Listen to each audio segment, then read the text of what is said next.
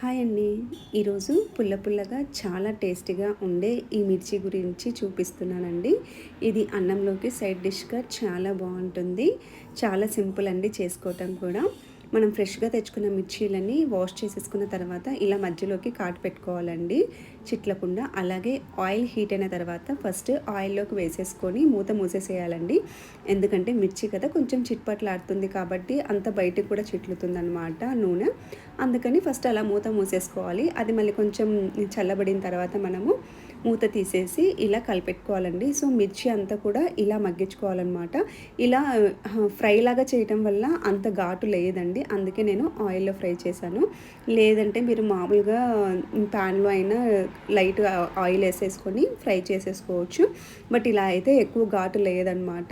So ఇలా ఈ మిర్చి అంతా ఫ్రై అయిపోయిన తర్వాత మనము ఇలా కప్‌లోకి చేంజ్ చేసేసుకోవాలండి. తర్వాత ప్యాన్‌లో ఉన్న ఆయిల్‌ని కూడా తీసేసి మనం మళ్ళీ ఇదే ప్యాన్‌లో ఇలా మిర్చిని వేసేసుకోవాలండి. అలాగే నేను ఒక నిమ్మకాయ మేని రసం కూడా తీసి పెట్టుకున్నాను. సో ఆ రసం కూడా వేసేసుకొని తగినంత సాల్ట్ కూడా వేసుకోవాలండి. నేనైతే ఈ స్పూన్‌తో ఒక 2 స్పూన్స్ వేసుకున్నాను. కరెక్ట్‌గా సరిపోయిందండి. సో ఇలా వేసుకున్న తర్వాత దీన్ని బాగా మిక్స్ చేసేసుకొని ఆ నిమ్మకాయ అంతా కూడా మిర్చికి పట్టేంత వరకు మనము మగ్గించుకోవాలన్నమాట. సో లాస్ట్‌లో నిమ్మకాయ అంతా ఇంకిపోతుందండి.